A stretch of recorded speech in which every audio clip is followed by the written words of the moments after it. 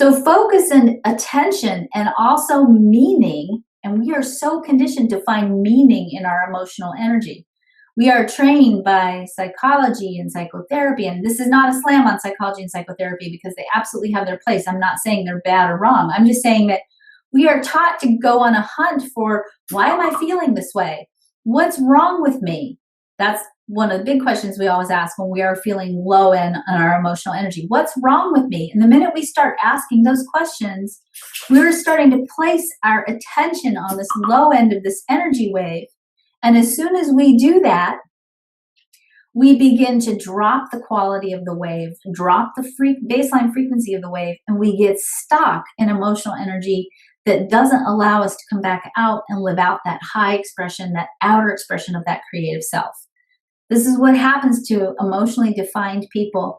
And consequently, it also ends up impacting the emotionally open people around you as well. We're asking the wrong questions. On top of that, we have a vocabulary problem with emotions. We tend to say, I am sad, I am happy, I am joyful, I am angry. We use the phrase I am with our emotions and we begin to identify with it. And again, the minute we identify with it, we're putting attention on it and we drop it and fix it in our reality.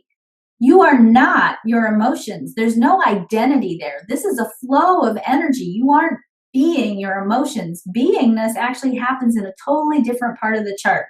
Who you be is stable and steady and steadfast. Beingness doesn't have that vacillating, undulating energy in it. The solar plexus, the emotional energy does, but your beingness doesn't.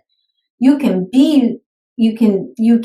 be your emotional energy. You are experiencing or feeling your emotional energy.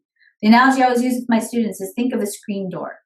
Okay? If you are a screen door and the wind is blowing through you, and you say, let's say the screen door has consciousness, you're the screen door and you say, I am the wind, you are completely mistaken because the screen door is not the wind. The screen door is the screen door. The wind is the experience of energy moving through the screen door. It's very important for us to stay healthy emotionally, to not identify with our emotional energy, and to not fixate or pay attention or ask the wrong set of questions around the nature of the wave-like quality of our emotional energy.